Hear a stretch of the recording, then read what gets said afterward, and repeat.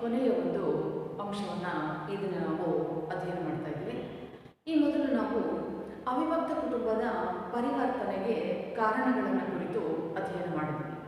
ಕೈಗಾರಿಕೀಕರಣ, ನಗರೀಕರಣ, ಶಿಕ್ಷಣ ಮತ್ತು ಜನಸಂಖ್ಯಾ ಹೆಚ್ಚಳ, ಸ್ತ್ರೀಯರ ಸ್ಥಾನಮಾನಗಳಲ್ಲಾಗ್ತಕ್ಕಂಥ ಸುಧಾರಣೆಗಳು ಹಾಗೂ ಕೆಲವು ಪೂರಕವಾದಂಥ ಶಾಸನಗಳು, ಇವು ಎಲ್ಲ ಅಂಶಗಳು ಅವಿಭಕ್ತ ಕುಟುಂಬಗಳ ವ್ಯವಸ್ಥೆಯನ್ನು ಪರಿವರ್ತಿಸೋದಕ್ಕೆ ಕಾರಣ ಆಗುವಂತಕ್ಕಂತಹ ಸಂಗತಿಯನ್ನು ನಾವಲ್ಲಿ ಗಮನಿಸಿದ್ದೀವಿ.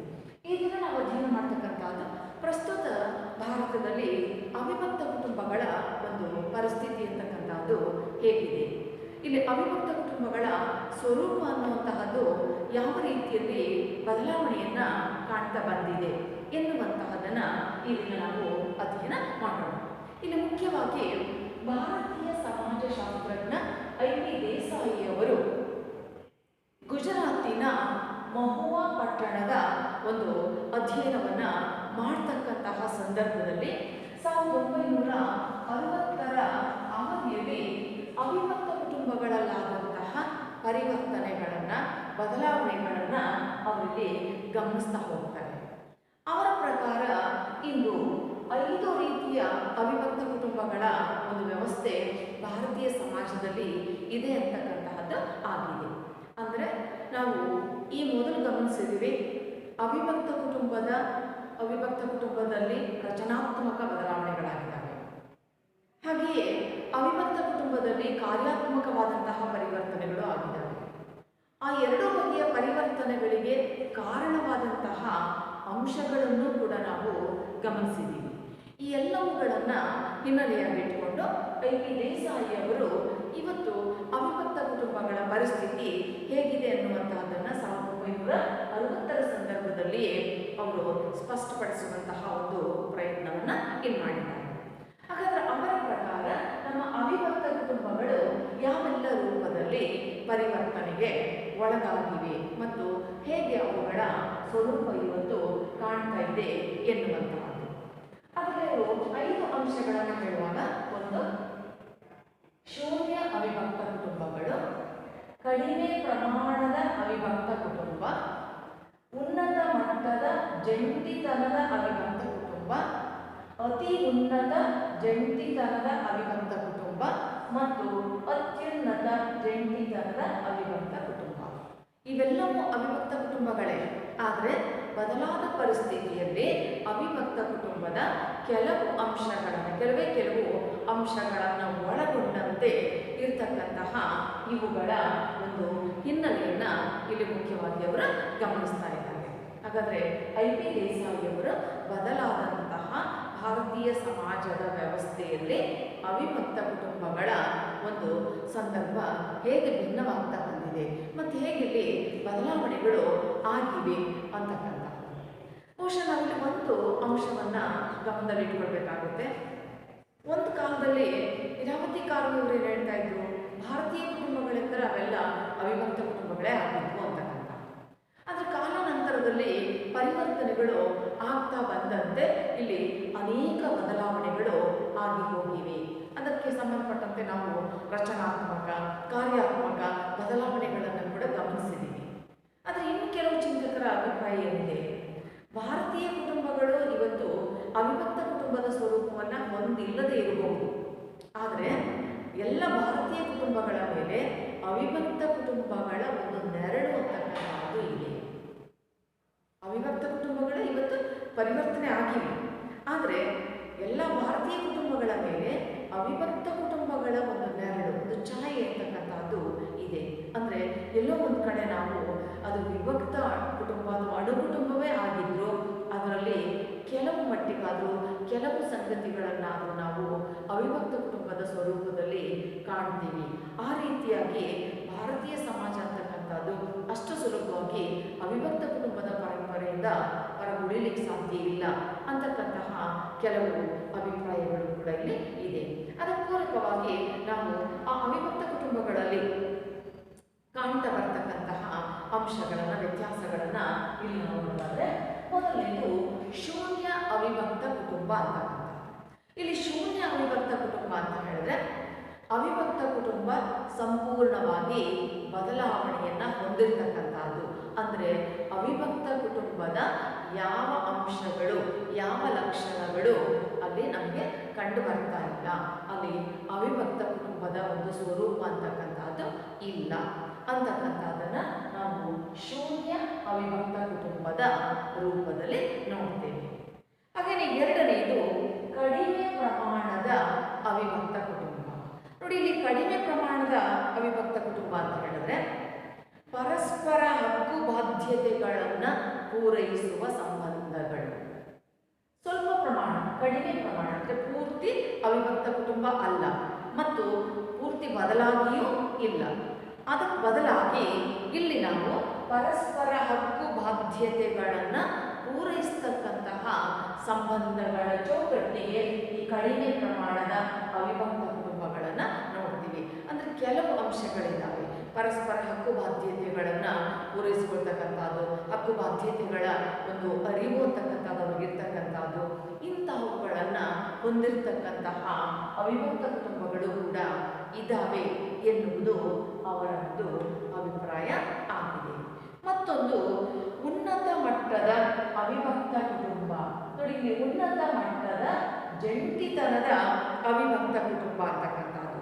ಈ ಉನ್ನತ ಮಟ್ಟದ ಜಂಟಿತನದ ಅವಿಭಕ್ತ ಕುಟುಂಬದಲ್ಲಿ ಆಸ್ತಿಯ ಮೇಲೆ ಸಾಮೂಹಿಕವಾದಂಥ ಹಕ್ಕು ಬಾಧ್ಯತೆಗಳು, ಅಂದರೆ ಕುಟುಂಬಗಳು ಬೇರೆ ಬೇರೆಯಾಗಿ ನೆಲೆಸಿದ್ರು ಕೂಡ, ಬೇರೆ ಬೇರೆ ಪ್ರದೇಶಗಳಲ್ಲಿ ನೆಲೆಸಿದ್ರು ಕೂಡ ಆಸ್ತಿ ಹಕ್ಕು ಬಾಧ್ಯತೆಗಳಿಗೆ ಸಂಬಂಧಪಟ್ಟಂತೆ ಈಗಲೂ ಅವರು ಸಾಮೂಹಿಕವಾಗಿರ್ತಕ್ಕಂತಹ ಒಡೆತನವನ್ನೇ ಹೊಂದಿರತಕ್ಕಂಥದ್ದು. ಅಂದರೆ ಆಸ್ತಿಯಲ್ಲಿ ವಿಭಜನೆ ಆಗದೇ ಇರತಕ್ಕಂಥದ್ದನ್ನು ನಾವಿಲ್ಲಿ ನೋಡ್ತೀವಿ. ಅಂದರೆ ಮುಖ್ಯವಾಗಿ ಉನ್ನತ ಮಟ್ಟದ ಜಂಟಿತನದ ಅವಿಭಕ್ತ ಕುಟುಂಬಗಳಲ್ಲಿ ಆಸ್ತಿಯ ಒಂದು ಹೊಣೆಗಾರಿಕೆ ಸಾಮೂಹಿಕವಾಗಿ ಇರ್ತಕ್ಕಂಥದ್ದು.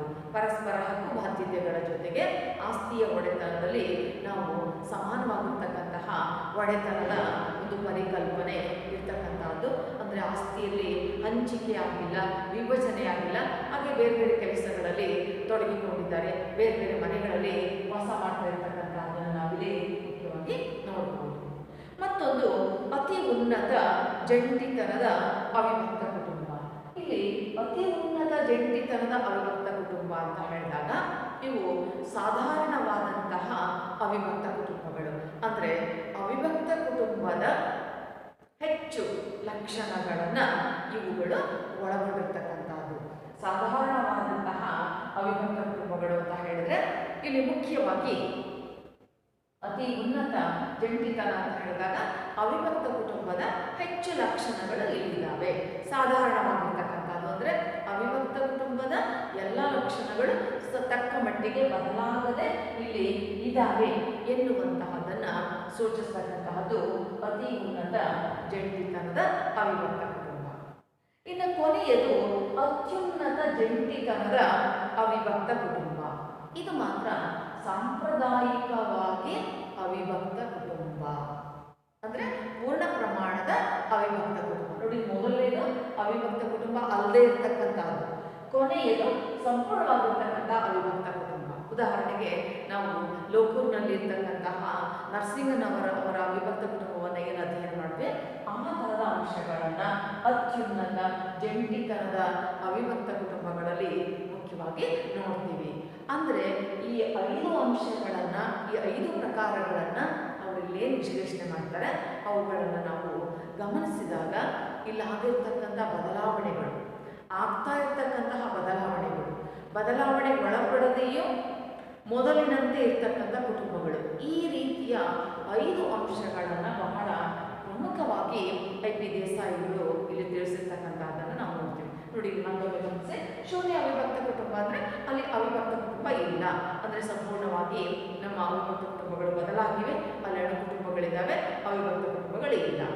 ಇನ್ನು ಕಡಿಮೆ ಪ್ರಮಾಣದ ಅವಿಭಕ್ತ ಕುಟುಂಬಗಳಲ್ಲಿ ಪರಸ್ಪರ ಹಕ್ಕು ಬಾಧ್ಯತೆಗಳನ್ನಷ್ಟೇ ಹಂಚಿಕೆ ಮಾಡಿಕೊಂಡು ಬದುಕ್ತಕ್ಕಂತಹ ಒಂದು ಜನಜೀವನವನ್ನು ಇಲ್ಲಿ ನೋಡ್ತಕ್ಕಂಥದ್ದು.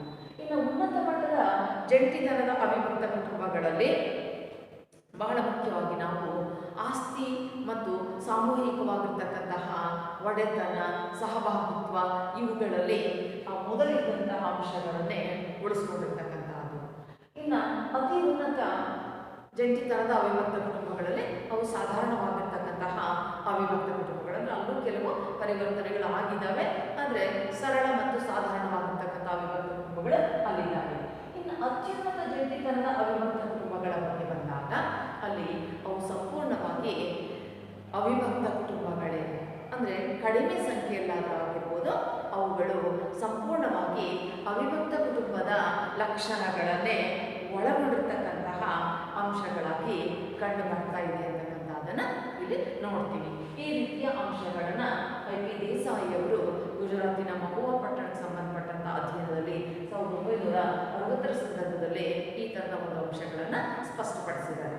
1960ರ ನಂತರದ ಇತ್ತೀಚಿನ ಬೆಳವಣಿಗೆಗಳಲ್ಲಿ ಇನ್ನಷ್ಟು ಸಾಕಷ್ಟು ಪರಿವರ್ತನೆಗಳು ಆಗ್ತಾ ಬಂದಿರತಕ್ಕಂಥದ್ದನ್ನು ನಾವು ನೋಡ್ತಾ ಇದ್ದೀವಿ. ಯಾಕೆಂದರೆ 10, 20, 30 ವರ್ಷಗಳಲ್ಲಿ ಸಾಕಷ್ಟು ಪರಿವರ್ತನೆಗಳು ಆಗ್ತದೆ. ಹಾಗಾಗಿ 50 ವರ್ಷಗಳಿಗೂ ಹೆಚ್ಚು ಅಂತ ಹೇಳಿದಾಗ ಇನ್ನಷ್ಟು ಬದಲಾವಣೆಗಳು ಇಲ್ಲಿ ಕಾಣ್ತಾ ಇದ್ದಾವೆ.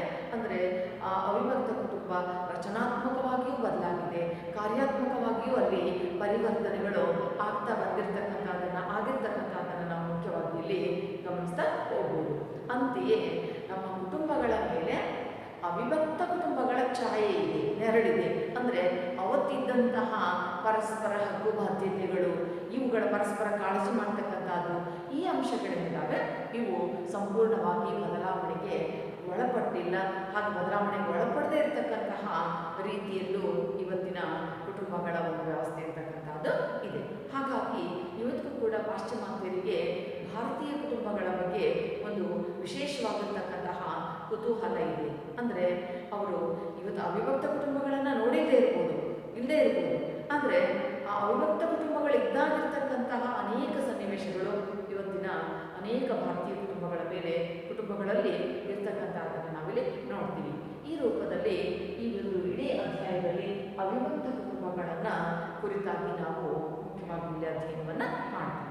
ನೋಡಿ, ಅವಿಭಕ್ತ ಕುಟುಂಬಗಳ ಇಡೀ ಅಧ್ಯಾಯವನ್ನು ತೆಗೆದುಕೊಂಡಾಗ ಬಹಳ ಸರಳವಾಗಿರ್ತಕ್ಕಂತಹ ಮತ್ತು ನಿಮಗೆ ತುಂಬ ಸುಲಭವಾಗಿ ಅರ್ಥವಾಗ್ತಕ್ಕಂತಹ ಒಂದು ಅಧ್ಯಾಯ ಇದಾಗಿದೆ.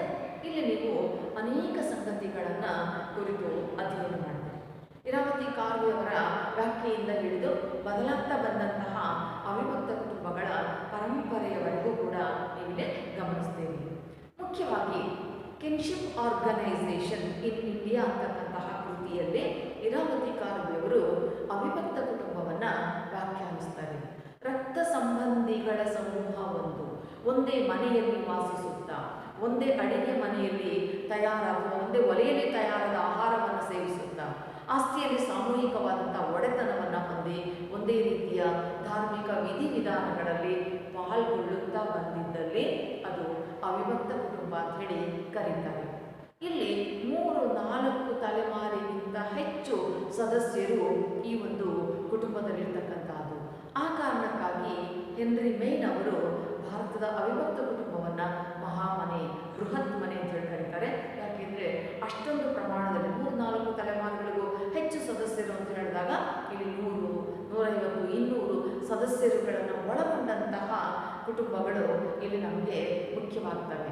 ಆ ರೀತಿಯಲ್ಲಿ ಒಂದು ವ್ಯಾಪಕವಾದಂತಹ ಮತ್ತು ವಿಸ್ತಾರವಾಗಿರ್ತಕ್ಕಂತಹ ರಕ್ತ ಸಂಬಂಧಿಗಳ ಸಮೂಹ ಇದಾಗಿರ್ತಕ್ಕಂಥದ್ದು ಅಂತಹ ಒಂದು ಅವಿಭಕ್ತ ಕುಟುಂಬ ಎನ್ನುವ ಅಭಿಪ್ರಾಯ ಇಲ್ಲಿದೆ.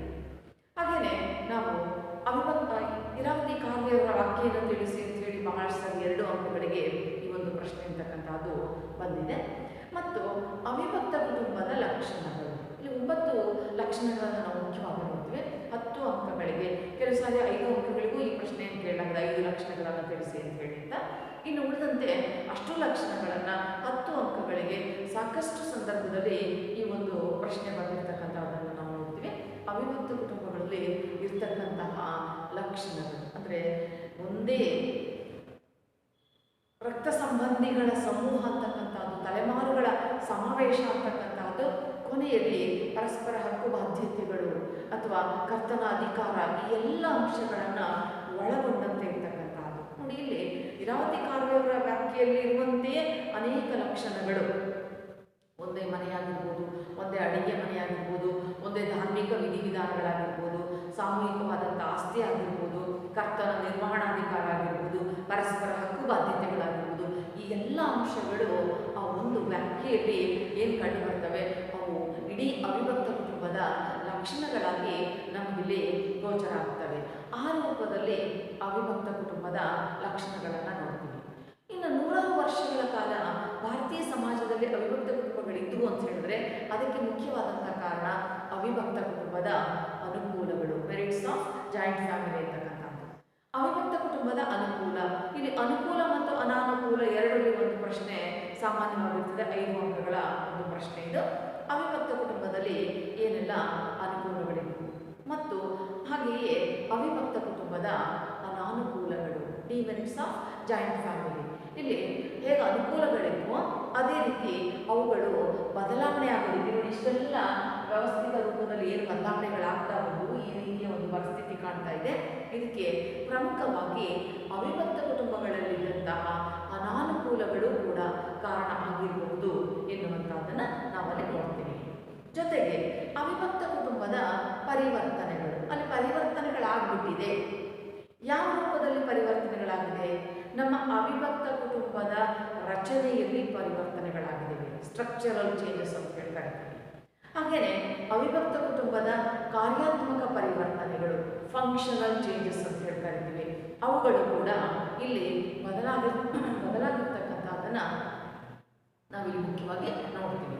ಅಂದರೆ ಅವಿಭಕ್ತ ಕುಟುಂಬಗಳಲ್ಲಿ ಅನಾನುಕೂಲಕರವಾದಂಥ ವಾತಾವರಣ, ಅನಾನುಕೂಲಕರವಾದಂಥ ಅಂಶಗಳು ಹೆಚ್ಚಾಗ್ತಾ ಬಂದಂತೆ ಏನಾಯಿತು, ಅಲ್ಲಿ ಪರಿವರ್ತನೆಗಳು ಶುರುವಾದವು.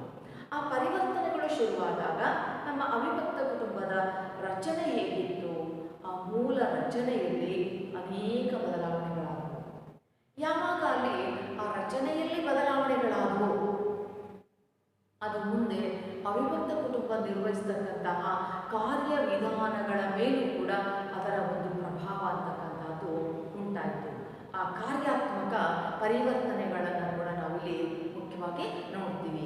ಅಂದರೆ ಈ 2 ಅವಿಭಕ್ತ ಕುಟುಂಬದ ಪರಿವರ್ತನೆಗಳನ್ನು ಕುರಿತು ಬರೆಯಿರಿ ಎಂದಾಗ 10 ಅಂಕಗಳಿಗೆ ಪ್ರಶ್ನೆ, ರಚನಾತ್ಮಕ ಪರಿವರ್ತನೆಗಳು ಮತ್ತು ಕಾರ್ಯಾತ್ಮಕ ಪರಿವರ್ತನೆಗಳು ಎರಡನ್ನೂ ಸೇರಿಸಿ ಬರಬೇಕಾಗುತ್ತೆ.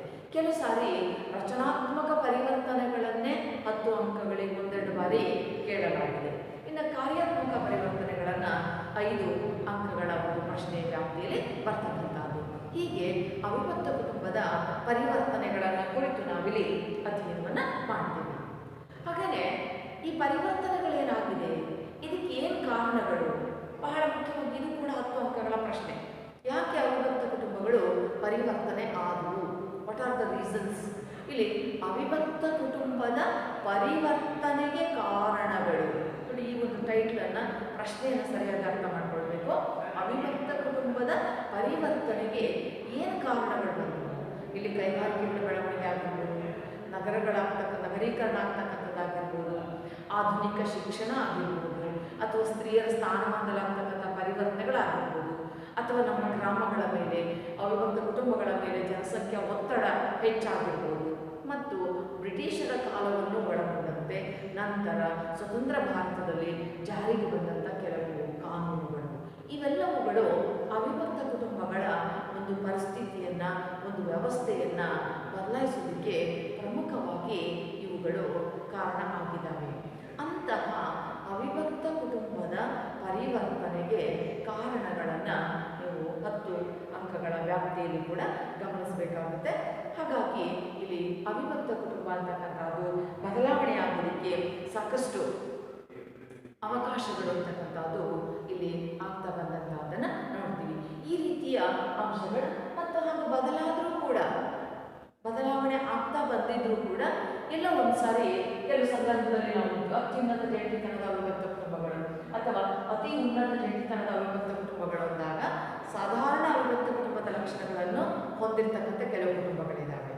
ಮತ್ತು ಸಂಪೂರ್ಣವಾಗಿ ಅತ್ಯುನ್ನತ ಜಂಟಿತನದ ಅವಿಭಕ್ತ ಕುಟುಂಬಗಳಲ್ಲಿ ಪೂರ್ಣ ಪ್ರಮಾಣದ ಅವಿಭಕ್ತ ಕುಟುಂಬಗಳಾಗಿಯೇ ಕೆಲವು ಲಕ್ಷಣಗಳು ಇಲ್ಲಿರ್ತಕ್ಕಂತಹ ಕೆಲವು ಕುಟುಂಬಗಳನ್ನು ನಾವು ನೋಡ್ತೀವಿ. ಅಂದರೆ ಈ ಕೆಲವು ಶೂನ್ಯ ಅವಿಭಕ್ತ ಕುಟುಂಬಗಳಲ್ಲ, ಅವು ವಿಭಕ್ತ ಕುಟುಂಬಗಳು ಅಥವಾ ಅಣು ಕುಟುಂಬಗಳಾಗಿ ಪರಿವರ್ತನೆಯನ್ನು ಹೊಂದಿರತಕ್ಕಂಥದ್ದು. ಈ ಎಲ್ಲ ಅಂಶಗಳಿಗೆ ಸಂಬಂಧಪಟ್ಟಂತೆ ನೀವು ಮುಖ್ಯವಾಗಿ ಈ ಅಧ್ಯಾಯ ಅಧ್ಯಾಯವನ್ನು ಗಮನಿಸುವಾಗ ನಾವು ಕೆಲವು 1 ಅಂಕಗಳ ಪ್ರಶ್ನೆಗಳು, ಈ ಅಧ್ಯಾಯದಲ್ಲಿ 1 ಅಂಕಗಳ ಪ್ರಶ್ನೆಗಳ ಪ್ರಮಾಣ ಕಡಿಮೆ ಇರ್ತದೆ, 1-2 ಪ್ರಶ್ನೆಗಳು ಬರ್ಬೋದಾದಂತಹದ್ದು. ಈ ಭಾರತೀಯ ಕುಟುಂಬಗಳ ಅಥವಾ ಅವಿಭಕ್ತ ಕುಟುಂಬಗಳಿಗೆ ಸಂಬಂಧಪಟ್ಟಂತೆ 1 ಅಂಕದ ಪ್ರಶ್ನೆಯ ವ್ಯಾಪ್ತಿಯನ್ನು ನಾವು ನೋಡೋದಾದರೆ, ಮೊದಲನೇದು, ಅವಿಭಕ್ತ ಕುಟುಂಬವನ್ನು ಮಹಾಮನೆ ಎಂದು ಕರೆದವರು ಯಾರು? ಅವಿಭಕ್ತ ಕುಟುಂಬವನ್ನು ಮಹಾಮನೆ ಅಥವಾ ಬೃಹತ್ ಮನೆ ಎಂದು ಕರೆದವರು ಯಾರು? ಸಾಮಾನ್ಯವಾಗಿ ಈ ಒಂದು ಪ್ರಶ್ನೆ ಅನೇಕ ಸಾರಿ ಬಂದಿದೆ. ಹೆನ್ರಿ ಮೇನ್ ಅವರು ಭಾರತೀಯ ಕುಟುಂಬಗಳನ್ನು ಬೃಹತ್ ಮನೆ ಅಥವಾ ಮಹಾಮನೆ ಅಂತೇಳಿ, ಭಾರತೀಯ ಅವಿಭಕ್ತ ಕುಟುಂಬಗಳನ್ನು ಬೃಹತ್ ಮನೆ ಅಥವಾ ಮಹಾಮನೆ ಅಂತೇಳಿ ಕರೆದಿದ್ದಾರೆ. ಅದಕ್ಕೆ ಕಾರಣ ಅಲ್ಲಿರ್ತಕ್ಕಂಥ ಸಂಖ್ಯಾಬಲ, ಸದಸ್ಯರ ಸಂಖ್ಯೆ, ಅಂದರೆ ನೂರಾರು ಸಂಖ್ಯೆಯ ಸದಸ್ಯರು ಒಂದೇ ಮನೆಯಲ್ಲಿ ವಾಸ ಮಾಡ್ತಾ ಇದ್ದರಿಂದ ಅದು ಬೃಹತ್ ಮನೆ, ದೊಡ್ಡ ಗಾತ್ರದ ಮನೆ, ಮಹಾಮನೆ ಎನ್ನುವಂತಹ ಒಂದು ಹೆಸರನ್ನು ಪಡ್ಕೊಳ್ಳೋದಕ್ಕೆ ಇಲ್ಲಿ ಅವಕಾಶ ಆಯಿತು ಎನ್ನುವಂತಹದ್ದು. ಇನ್ನು ಕರ್ತ ಎಂದರೆ ಯಾರು? ಇದು ಕೂಡ ಸಾಕಷ್ಟು ಸಾರಿ ಈ ಪ್ರಶ್ನೆ ಬಂದಿದೆ. ಕರ್ತ ಎಂದರೆ ಅವಿಭಕ್ತ ಕುಟುಂಬದ ಮುಖ್ಯಸ್ಥ. ಕೇವಲ ಕುಟುಂಬದ ಮುಖ್ಯಸ್ಥ ಅಂತ ಹೇಳಿ ಬಂದರೆ ಉತ್ತರ ಸಮರ್ಪಕವಾಗಿ ಆಗೋದಿಲ್ಲ. ಆದ್ದರಿಂದ ಕರ್ತ ಎಂದರೆ ಯಾರು ಅಂತ ಹೇಳಿದ್ರೆ ಅವಿಭಕ್ತ ಕುಟುಂಬದ ಮುಖ್ಯಸ್ಥನನ್ನ ಕರ್ತ ಎಂದು ಕರೆಯಲಾಗುತ್ತದೆ. ಅದನ್ನು ನೀವು ಅರ್ಥ ಮಾಡ್ಕೊಳ್ಬೇಕು. ಕರ್ತ ಅಂದರೆ ಅವಿಭಕ್ತ ಕುಟುಂಬದ ಮುಖ್ಯಸ್ಥ. ಮತ್ತೊಂದು ಇಲ್ಲಂ ಎಂದರೇನು? ಬಹುಶಃ ಇಲ್ಲಂ ಮತ್ತು ತರವಾಡು ಈ 2 ಅಂಶಗಳಿಗೆ ಸಂಬಂಧಪಟ್ಟಂತಹ ಒಂದು ಪ್ರಶ್ನೆ ಸಾಮಾನ್ಯವಾಗಿ ಇರ್ತದೆ. ಇಲ್ಲಂ ಅಂತ ಹೇಳಿದ್ರೆ ನಂಬೂದರಿ ಬ್ರಾಹ್ಮಣ, ಕೇರಳದ ನಂಬೂದರಿ ಬ್ರಾಹ್ಮಣರ ಪಿತೃಪ್ರಧಾನ ಅವಿಭಕ್ತ ಕುಟುಂಬವನ್ನು ಇಲ್ಲಂ ಎಂದು ಕರೆಯಲಾಗುತ್ತದೆ. ಕೇರಳದ ನಂಬೂದರಿ ಬ್ರಾಹ್ಮಣರ ಪಿತೃಪ್ರಧಾನ ಅವಿಭಕ್ತ ಕುಟುಂಬವನ್ನು ಇಲ್ಲಂ ಎಂದು ಕರೆಯಲಾಗುತ್ತದೆ. ಅಂದರೆ ಪಿತೃಪ್ರಧಾನತೆಯನ್ನು ಹೊಂದಿರತಕ್ಕಂಥದ್ದು, ವಂಶಾವಳಿ, ಉತ್ತರಾಧಿಕಾರ ಇದೆಲ್ಲವೂ ತಂದೆಯಿಂದ ಗಂಡು ಮಕ್ಕಳಿಗೆ ಮಾತ್ರ ವರ್ಗಾವಣೆಯಾಗ್ತಕ್ಕಂಥ ಕುಟುಂಬಗಳು, ಅವನ್ನು ನಾವು ಪಿತೃಪ್ರಧಾನ ಕುಟುಂಬಗಳು ಅಂತ ಹೇಳಿ ಕರಿತೀವಿ.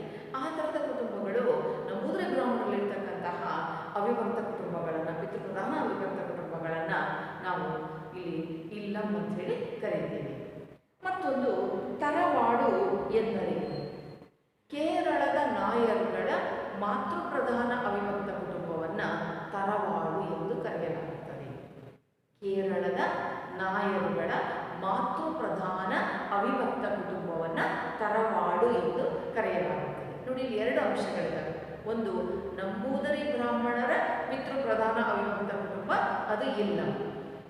ನಾಯರುಗಳ ಮಾತೃಪ್ರಧಾನ ಅವಿಭಕ್ತ ಕುಟುಂಬ ತರವಾಡು. ಹೀಗೆ ಇಲ್ಲಿ ಒಂದು ಮಾತೃಪ್ರಧಾನ ಕುಟುಂಬ, ಒಂದು ಪಿತೃಪ್ರಧಾನ ಕುಟುಂಬ, ಈ 2 ಕುಟುಂಬಗಳಿಗೆ ಸಂಬಂಧಪಟ್ಟಂಥ ಅಂಶಗಳು. ಇವನ್ನ ಸಾಕಷ್ಟು ಸಾರಿ 2 ಅಂಕಗಳ ಪ್ರಶ್ನೆ, ಇಲ್ಲಂ ಎಂದರೇನು ಅಥವಾ ತರವಾಡು ಎಂದರೇನು ಅಂತಕ್ಕಂಥದ್ದು. ಇನ್ನು ಕರ್ತ ಎಂದರೆ ಯಾರು? ಅದು 1 ಅಂಕದ ಪ್ರಶ್ನೆ. ಅಥವಾ ಅವಿಭಕ್ತ ಕುಟುಂಬವನ್ನು ಮಹಾಮನೆ ಅಂತ ಹೇಳಿದ್ರು, ಅದು ಕೂಡ 1 ಅಂಕದ ಪ್ರಶ್ನೆ ಆಗುತ್ತೆ. ಮತ್ತೊಂದು ಕರ್ಣವನ್ ಎಂದರೆ ಯಾರು? ನೋಡಿ, ಮಾತೃಪ್ರಧಾನ ಅವಿಭಕ್ತ ಕುಟುಂಬಗಳಲ್ಲಿ ಸ್ತ್ರೀ ಕೆಲವು ಸಂದರ್ಭದಲ್ಲಿ ಆಕೆ ಸಹಜವಾದಂಥ ನೈಸರ್ಗಿಕ ಸಂದರ್ಭಗಳಲ್ಲಿ ಗರ್ಭಿಣಿ, ಬಾಣಂತಿ ಅಂಥ ಸನ್ನಿವೇಶಗಳಲ್ಲಿ ಆಕೆ ಕುಟುಂಬದ ಯೋಗಕ್ಷೇಮವನ್ನು ನೋಡ್ಕೊಳ್ತಕ್ಕಂಥದ್ದು ಕಷ್ಟ ಆಗುತ್ತೆ. ಅಂಥ ಸಂದರ್ಭಗಳಿಗಾಗಿ ಆಕೆಯ ಸಹೋದರ ಆಕೆಗೆ ಸಹಾಯಕನಾಗಿರ್ತಕ್ಕಂಥದ್ದು, ಕುಟುಂಬದ ಜವಾಬ್ದಾರಿಗಳನ್ನು ಆಕೆಯೊಟ್ಟಿಗೆ ನೋಡ್ಕೊಳ್ತಕ್ಕಂತಹ ವ್ಯಕ್ತಿಯನ್ನು ಕರ್ಣವನ್ ಅಂತ ಹೇಳಿ ಕರೆಯಲಾಗುತ್ತದೆ. ಮಾತೃಪ್ರಧಾನ ಅವಿಭಕ್ತ ಕುಟುಂಬದಲ್ಲಿ ತಾಯಿಗೆ ಅಥವಾ ತನ್ನ ಸಹೋದರಿಗೆ ಸಹಾಯಕನಾಗಿ ಇರ್ತಕ್ಕಂತಹ ಆಕೆಯ ಸಹೋದರನನ್ನ ಕರ್ಣವನ್ ಅಂತ ಹೇಳಿ ಕರೆಯಲಾಗುವುದು. ಇನ್ನೊಂದು ತವಳಿ ಅಥವಾ ತವೇಜ್ ಅಂತ ಕೂಡ, ತವಳಿ ಅಂದ್ರೇನು ಅಥವಾ ತವೇಜ್ ಅಂದ್ರೇನು ಅಂತಕ್ಕಂಥ. ಮಾತೃಪ್ರಧಾನ ಕುಟುಂಬದ ಗಾತ್ರವು ಬೃಹತ್ ಪ್ರಮಾಣವನ್ನು ತಲುಪಿದಾಗ ಅದರ ಯೋಗಕ್ಷೇಮ ನೋಡ್ಕೊಳ್ತಕ್ಕಂಥದ್ದು ಕಷ್ಟ ಅನಿಸಿದಾಗ ಅದನ್ನು ಕೆಲವು ಭಾಗಗಳಾಗಿ ವಿಭಾಗಿಸ್ತಕ್ಕಂಥದ್ದನ್ನು ತವಳಿ ಅಥವಾ ತವೇಜ್ ಅಂತೇಳಿ ಕರೆಯಲಾಗುತ್ತೆ. ನೋಡಿ, ಇಲ್ಲಿ 100-200 ಸದಸ್ಯರುಗಳನ್ನು ಒಳಗೊಂಡಂತಹ ರೀತಿಯಲ್ಲಿ ಕುಟುಂಬದ ಗಾತ್ರ ದೊಡ್ಡದಾಗ್ತಾ ಹೋದಾಗ, ಮಾತೃಪ್ರಧಾನ ಕುಟುಂಬ ದೊಡ್ಡದಾಗ್ತಾ ಹೋದಾಗ ಅದನ್ನು ನೋಡಿಕೊಳ್ಳುವಂತಹದ್ದು ತುಂಬ ಕಷ್ಟ ಆಗುತ್ತೆ, ಹೊಣೆಗಾರಿಕೆ ನಿಭಾಯಿಸೋದು ಕಷ್ಟ ಆಗುತ್ತೆ. ಅಂಥ ಸಂದರ್ಭದಲ್ಲಿ ಕೆಲವು ಕುಟುಂಬಗಳನ್ನು ಅಲ್ಲಿ ಕೆಲವು ವಿಭಾಗಗಳನ್ನಾಗಿ ವಿಭಾಗಿಸಲಾಗುತ್ತದೆ. ಹಾಗೂ ವಿಭಾಗಿಸ್ತಕ್ಕಂತಹದ್ದನ್ನು ತವಳಿ ಅಥವಾ ತವೇಜ್ ಅಂತ ಹೇಳಿ ಕರೆಯಲಾಗುತ್ತದೆ ಎನ್ನುವಂತಹದ್ದು. ಮತ್ತೊಂದು ಒಂದು ಅಂಕದ ಪ್ರಶ್ನೆ, ಕಿನ್ಶಿಪ್ ಆರ್ಗನೈಸೇಷನ್ ಇನ್ ಇಂಡಿಯಾ ಅಂತಕ್ಕಂಥ ಕೃತಿಯ ಲೇಖಕರು ಯಾರು? ಕಿನ್ಶಿಪ್ ಆರ್ಗನೈಸೇಷನ್ ಇನ್ ಇಂಡಿಯಾ ಅಂತಕ್ಕಂಥ ಕೃತಿಯ ಲೇಖಕರು ಇರಾವತಿ ಕಾವ್ಯ. ಭಾರತದ ಮೊದಲ ಮಹಿಳಾ ಸಮಾಜಶಾಸ್ತ್ರಜ್ಞೆ ಇವರು. ಭಾರತೀಯ ಸಮಾಜದ ಬಂಧುತ್ವವನ್ನು ಕುರಿತು ಅಧ್ಯಯನ ಮಾಡ್ತಕ್ಕಂತಹದ್ದಿದೆ. ಆ ಒಂದು ಗ್ರಂಥದ ಮೂಲಕವೇ ಅವರು ಅವಿಭಕ್ತ ಕುಟುಂಬಕ್ಕೆ ಸಂಬಂಧಪಟ್ಟಂತಹ ಒಂದು ವ್ಯಾಖ್ಯಾನವನ್ನು ಇಲ್ಲಿ ಸ್ಪಷ್ಟಪಡಿಸಿರ್ತಕ್ಕಂಥದ್ದನ್ನು ನಾವಲ್ಲಿ ನೋಡ್ತೇವೆ. ಮತ್ತೊಂದು marriage and family in India ಅಂತಹ ಕೃತಿಯ ಲೇಖಕರು KM ಕಪಾಡಿಯ. ಭಾರತೀಯ ಸಮಾಜಶಾಸ್ತ್ರಜ್ಞ, marriage and family in India ಅಂತಕ್ಕಂತಹ ಕೃತಿಯ ಲೇಖಕರು ಕೂಡ ಇಲ್ಲಿ KM ಕಪಾಡಿಯ ಅಂತಕ್ಕಂಥದ್ದನ್ನು ಈ ಥರದ ಪ್ರಶ್ನೆಗಳು ಕೂಡ ಕೆಲವು ಸಾರಿ 1 ಅಂಕಗಳ ವ್ಯಾಪ್ತಿಯಲ್ಲಿ ಬಂದಿರತಕ್ಕಂಥದ್ದಿದೆ. ಹೀಗೆ ಇಡೀ ಅಧ್ಯಾಯವನ್ನು ನಾವು ಗಮನಿಸಿದಾಗ ಭಾರತದ ಕುಟುಂಬಗಳು ಹೇಗೆ ವೈಶಿಷ್ಟ್ಯಪೂರ್ಣವಾಗಿದ್ದವು, ಯಾವ ರೀತಿ ವಿಶಿಷ್ಟತೆಯನ್ನು ಒಳಗೊಂಡಿದ್ವು ಅಂತಕ್ಕಂಥದ್ದನ್ನು ನಾವು ಮುಖ್ಯವಾಗಿ ಗಮನಿಸ್ತೀವಿ. ಅವಿಭಕ್ತ ಕುಟುಂಬದ ವ್ಯಾಖ್ಯೆ ಅದು ಕೂಡ 2 ಅಂಕಗಳ ವ್ಯಾಪ್ತಿಯಲ್ಲಿ ಒಂದು ಪ್ರಶ್ನೆ ಬಂದಿದೆ. ಅವಿಭಕ್ತ ಕುಟುಂಬದ ಲಕ್ಷಣಗಳು 10 ಅಂಕಗಳ ಪ್ರಶ್ನೆ. ಅವಿಭಕ್ತ ಕುಟುಂಬದ ರಚನಾತ್ಮಕ ಪರಿವರ್ತನೆಗಳು 10 ಅಂಕಗಳ ಪ್ರಶ್ನೆ. ಮತ್ತು ಅವಿಭಕ್ತ ಕುಟುಂಬದ ಪರಿವರ್ತನೆಗೆ ಕಾರಣಗಳು. ಈ 3 ಪ್ರಶ್ನೆಗಳು 10 ಅಂಕಗಳ ವ್ಯಾಪ್ತಿಯಲ್ಲಿ ಬರಬಹುದಾದಂತಹ ಪ್ರಶ್ನೆಗಳಾಗುತ್ತವೆ. ಇನ್ನು ಅವಿಭಕ್ತ ಕುಟುಂಬದ ಅನುಕೂಲಗಳು, ಅವಿಭಕ್ತ ಕುಟುಂಬದ ಅನಾನುಕೂಲಗಳು, ಅವಿಭಕ್ತ ಕುಟುಂಬದ ಕಾರ್ಯಾತ್ಮಕ ಪರಿವರ್ತನೆಗಳು, ಇವುಗಳು 5 ಅಂಕಗಳ ವ್ಯಾಪ್ತಿಯಲ್ಲಿ ಬರತಕ್ಕಂತಹ ಪ್ರಶ್ನೆಗಳು ಆಗಿದ್ದಾವೆ. ಹೀಗೆ ಒಂದು ಮುಖ್ಯವಾದಂತಹ ಆಧಾರ ಸ್ತಂಭ ಅವಿಭಕ್ತ ಕುಟುಂಬವನ್ನು ನಾವೇನು ಕರಿತೀವಿ, ಭಾರತೀಯ ಸಮಾಜದ, ಹಿಂದೂ ಸಮಾಜದ ಒಂದು ಮುಖ್ಯ ಆಧಾರ ಸ್ತಂಭ. 3 ಆಧಾರ ಸ್ತಂಭಗಳಿದ್ದಾವೆ. ಒಂದು ಜಾತಿ ಪದ್ಧತಿ, ಮತ್ತೊಂದು ಅವಿಭಕ್ತ ಕುಟುಂಬ, ಮತ್ತೊಂದು ಗ್ರಾಮೀಣ ಸಮುದಾಯಗಳು. ಇಲ್ಲಿ ಅವಿಭಕ್ತ ಕುಟುಂಬ ಒಂದು ಮುಖ್ಯವಾದಂತಹ ಆಧಾರ ಸ್ತಂಭ ಆಗಿದ್ದು, ಅಲ್ಲಿ ನಾವು ಅನೇಕ ಅಂಶಗಳನ್ನು ಗಮನಿಸಿದ್ದೇವೆ. ಆರಂಭದಿಂದಲೂ ಪುರಾತನ ಕಾಲದಿಂದಲೂ ಇದ್ದಂತಹ ಅವಿಭಕ್ತ ಕುಟುಂಬದ ಸ್ವರೂಪ, ಅವುಗಳ ಲಕ್ಷಣಗಳಿಂದ ಆರಂಭವಾಗಿ ಇವತ್ತು ಬದಲಾಗಿರ್ತಕ್ಕಂಥ ಸಂದರ್ಭದಲ್ಲಿ ಅವಿಭಕ್ತ ಕುಟುಂಬಗಳ ಅಂಶಗಳು ಹೇಗೆ ಪರಿವರ್ತನೆಯನ್ನು ಹೊಂದಿವೆ ಎನ್ನುವಂತಹದನ್ನು ನಾವು ಮುಖ್ಯವಾಗಿ ನೋಡ್ತೀವಿ. ಇದು ಕೇವಲ ಅಧ್ಯಯನದ ದೃಷ್ಟಿಯಿಂದ ಅಷ್ಟೇ ಅಲ್ಲ. ನಮ್ಮ ಕುಟುಂಬ ಅಂತಕ್ಕಂತಹ ಒಂದು ವ್ಯವಸ್ಥೆ ಪ್ರತಿಯೊಬ್ಬ ವ್ಯಕ್ತಿ ಒಂದಲ್ಲ ಒಂದು ಕುಟುಂಬದ ಸದಸ್ಯ. ಆ ಕುಟುಂಬದ ಚೌಕಟ್ಟಿಗೆ ಸಂಬಂಧಪಟ್ಟಂತೆ ಅಲ್ಲಿರ್ತಕ್ಕಂತಹ ಹೊಣೆಗಾರಿಕೆಗಳು, ಜವಾಬ್ದಾರಿಗಳು, ಆಸ್ತಿ, ಹಕ್ಕು ಬಾಧ್ಯತೆಗಳು, ಇವೆಲ್ಲ ವಿಚಾರಗಳನ್ನು ಒಳಗೊಂಡಂತೆ ಇರ್ತಕ್ಕಂಥದ್ದು ಈ ಒಂದು ಅಧ್ಯಾಯ. ಆದ್ದರಿಂದ ಇದು ಕೇವಲ ನಮಗೆ ಪರೀಕ್ಷೆ ದೃಷ್ಟಿಯಿಂದ ಅಷ್ಟೇ ಅಲ್ಲ, ಜೀವನದ ಪಾಠ. ನಮ್ಮ ಜೀವನದ ದೃಷ್ಟಿಕೋನದಿಂದಲೂ ಹೇಗೆ ನಮ್ಮ ಪುರಾತನ ಕಾಲದಲ್ಲಿ, ಪ್ರಾಚೀನ ಭಾರತದಲ್ಲಿ ಈ ಒಂದು ಅವಿಭಕ್ತ ಕುಟುಂಬಗಳು ಇರ್ತಕ್ಕಂಥವುಗಳು ಇದ್ವು, ಯಾವ ರೀತಿಯಲ್ಲಿ ಅಲ್ಲಿರ್ತಕ್ಕಂತಹ ಸದಸ್ಯರ ಚಟುವಟಿಕೆಗಳು ಅಥವಾ ಹೇಗೆ ಇಡೀ ಕುಟುಂಬವನ್ನು ಕರ್ತ ಅಂತಕ್ಕಂತಹ ಮುಖ್ಯಸ್ಥ ನಿರ್ವಹಿಸ್ತಾ ಇದ್ದ. ಯಾಕೆಂದರೆ 200-300 ಜನ ಇರ್ತಕ್ಕಂಥ ಒಂದು ಕುಟುಂಬದ ನಿರ್ವಹಣೆ ಅಷ್ಟು ಸುಲಭ ಅಲ್ಲ. ಅಂತಹ ಅಷ್ಟು ಗಜಗಾತ್ರದ ಕುಟುಂಬವನ್ನು ಒಳಗೊಂಡಿರ್ತಕ್ಕಂಥವುಗಳು ಮತ್ತು ಅಲ್ಲಿ ಯಾವುದೇ ಅಡೆತಡೆಗಳಿಲ್ಲದೆ ಅಥವಾ ತೊಂದರೆ ಆಗದೇ ಇರತಕ್ಕಂಥ ರೀತಿಯಲ್ಲಿ ಆ ಕುಟುಂಬವನ್ನು ನಿರ್ವಹಿಸ್ತಕ್ಕಂಥದ್ದಿದೆಯಲ್ಲ, ಅದು ಬಹಳ ಒಂದು ಪ್ರಮುಖವಾಗಿರ್ತಕ್ಕಂತಹ ಒಂದು ಘಟ್ಟ. ಈ ಕಾರಣಕ್ಕಾಗಿಯೇ ಬಹುಶಃ ಪಾಶ್ಚಿಮಾತ್ಯರಿಗೆ ಭಾರತೀಯ ಕುಟುಂಬಗಳಂದರೆ ತುಂಬ ಅಚ್ಚುಮೆಚ್ಚು.